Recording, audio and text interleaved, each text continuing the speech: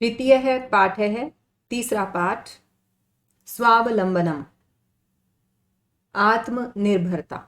इसका मतलब है आत्मनिर्भरता।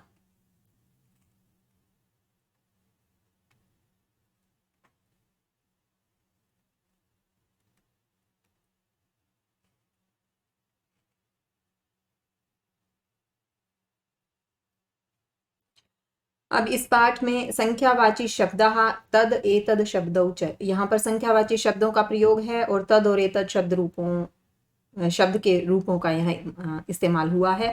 तो हम देखते हैं पाठ में। तो जो विषय है इस पाठ का वो आप समझ गए हैं, आत्मनिर्भरता। कहानी है कृष्णमूर्ति ही श्रीकंठश्च मित्रे आस्ताम। कृष्णमूर्ति श्रीकंठ, च मतलब और, ये आधा श जो लिखा हुआ है एक्चुअल में क्या है, श्रीकंठ है, विसर्ग है और फिर च लिखा हुआ है। तो कृष्णमूर्ति और श्रीकंठ दोनों मित्र थे। अब यहां अस धातु और ये लंग लकार का रूप है। श्रीकंठस्य पिता समृद्धः आसीत्। श्रीकंठ के पिता समृद्ध थे। समृद्ध थे मतलब धनवान थे। तो यहाँ एक बार ध्यान से देखें कि दो दोस्त कौन कौन थे, एक कृष्णमूर्ति और एक श्रीकंठ। और जो श्रीकंठ के पिता थे वो समृद्ध थे, वो धनवान थे।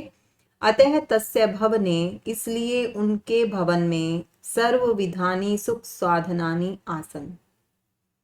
उनके भवन में हर तरह की, सभी प्रकार की सुख सुविधाएं, सुख साधन थे। तस्मिन विशाले भवने, सप्तमी भक्ति है सब में, उस विशाल भवन में चत्वारिंशत् स्तंभा आसन। चत्वारिंशत् ये गिनती आ गई, ये संख्यावाची शब्द है। 40 स्तंभ थे।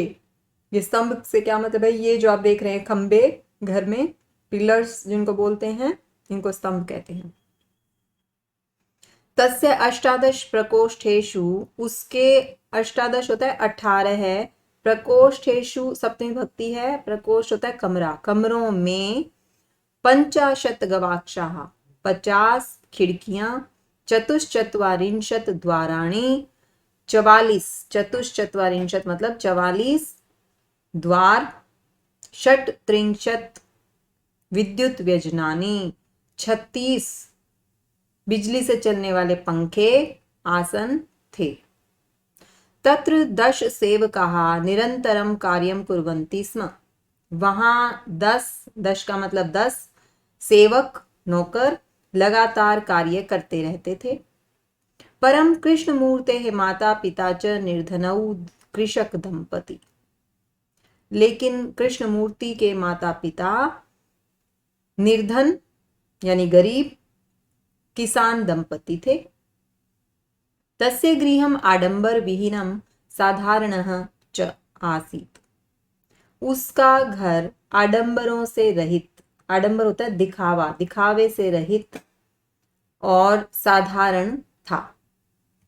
तो ये अभी तक आपने पढ़ा कि दो दोस्त थे, कृष्णमूर्ति और श्रीकंठ। उनमें से श्रीकंठ जो है वो एक धनवान परिवार का बच्चा है और जो कृष्णमूर्ति है वो एक गरीब परिवार का बच्चा है।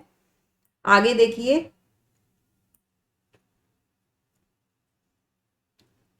एकदा श्रीकंठः तेन सह प्रातः 9 तस्य गृहम् अगच्छत्। एक बार श्रीकंठ उसके साथ सुबह 9 बजे उसके घर गया। तत्र कृष्णमूर्तिः तस्य माता पिता च स्वशक्तया श्रीकंठस्य आतिथ्यम् अकुर्वन्। वहां कृष्णमूर्ति और उसके माता पिता ने अपनी शक्ति के अनुसार, जितना उनमें सामर्थ्य था उसके अनुसार श्रीकंठ का स्वागत किया, आतिथ्य सत्कार किया। एतत् दृष्ट्वा, यह देखकर श्रीकंठः अकथयत्, श्रीकंठ ने कहा, मित्र अहम भवतां सत्कारेण संतुष्टो अस्मि। मैं आपके सत्कार से, मैं तुम्हारे आदर सत्कार से संतुष्ट हूं। केवलम इदमेव मम दुखम, केवल यही मुझे दुख है, यत् कि तव गृहे एको अपि भृत्यः न अस्ति, तुम्हारे घर में एक भी नौकर नहीं है। भृत्य है मतलब नौकर। मम सत्काराय भवताम बहु कष्टम जातम। मेरे सत्कार के लिए आप लोगों को बहुत कष्ट हुआ, मतलब आप लोगों ने बहुत तकलीफ की। मम गृहे तु बहवह कर्म करा संति। मेरे घर में तो बहुत सारे नौकर हैं, काम करने वाले हैं। कर्म करा मतलब काम करने वाले हैं। तदा कृष्णमूर्ति अवदत। तब कृष्णमूर्ति बोला, मित्र ममापि अष्टौ कर्म करा संति। मेरे भी 8 काम करने वाले हैं। ते च द्वौ पादौ द्वौ हस्तौ द्वे नेत्रे और द्वे श्रोते इति। वे हैं 2 पैर, 2 हाथ, 2 आंखें और 2 कान। तो कितने हुए? 8। तो कृष्णमूर्ति कहता है कि ये मेरे नौकर हैं, ये मेरे काम करने वाले हैं। एते प्रतिक्षणम मम सहायका। ये हर क्षण मेरे सहायक हैं, मैं हर पल इनसे मदद ले सकता हूं। किंतु तव भृत्याः सदैव सर्वत्र च उपस्थिताः भवितुं न शक्नुवन्ति। लेकिन तुम्हारे नौकर हमेशा हर जगह उपस्थित होने में समर्थ नहीं है। त्वं तु स्वकार्याय भृत्या अधीन है। तुम तो अपने कार्य के लिए नौकरों के अधीन हो। यदा यदा ते अनुपस्थिता। जब जब वे अनुपस्थित होंगे, तदा तदा त्वम कष्टम अनुभवसि। तब तब तुम कष्ट का अनुभव करोगे। स्वावलंबने तू सर्वदा सुखमेव। आत्मनिर्भरता में तो हमेशा सुख ही है। न कदापि कष्टम भवति। कभी भी कष्ट नहीं होता है। श्रीकंठ अवदत्। श्रीकंठ बोला, मित्र तव वचनानि श्रुत्वा मम मनसि महती प्रसन्नता जाता। तुम्हारे वचनों को सुनकर मेरे मन में बहुत प्रसन्नता हुई। अधुना अहमपि। अब मैं भी स्वकार्याणि अपने कार्यों को स्वमेव कर्तुम इच्छामि। खुद ही करना चाहता हूँ। भवतु। अच्छा। 12:30 इदम। 12:30 बज गए हैं। सांप्रतम गृहम चलामि। अब घर को जाता हूँ, अब घर जाता हूँ। तो इस कहानी में ये कहानी तो यहाँ खत्म हुई।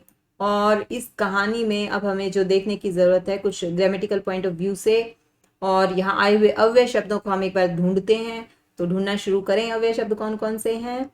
च, उसके बाद यहाँ अतः, इसके बाद अव्यय शब्द कौन सा है?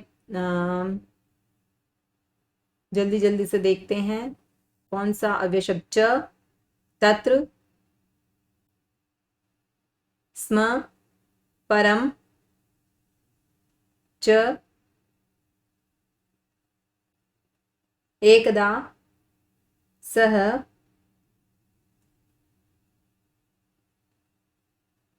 तत्र,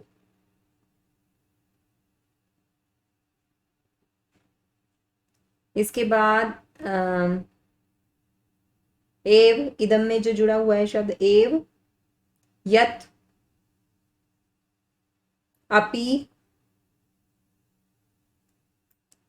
इसके बाद देखते हैं और कौन से अव्यय शब्द यहाँ प्रयोग हुए हैं।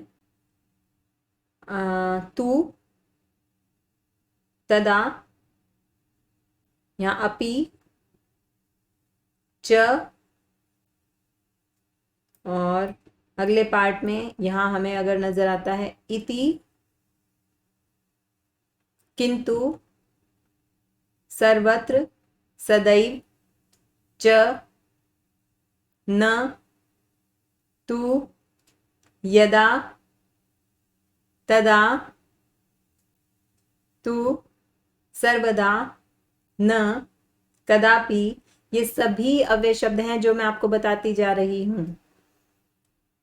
और अधुना, अपि, सांप्रतम, तो ये इसमें आने वाले, इस पाठ में आने वाले अव्यय शब्द हैं। एक बार फटाफट से क्विक रिवीजन करते हैं शब्दार्थ की। तो समृद्ध धनी, 44 40, 18 18, प्रकोष्ठेषु कमरों में, 50 50, गवाक्षाः खिड़कियां, 44 44, 36 36, कृषक दंपति, किसान पति पत्नी, आतिथ्यम अतिथि सत्कार, कर्म करह काम करने वाले, भवताम आपके, भृत्यः नौकर, शक्नुवन्ति सकते हैं, और कोई मीनिंग हाँ है। 12:30 12:30 बजे, सांप्रतम अभी या अब। तो इस तरीके से ये पाठ यहाँ खत्म होता है।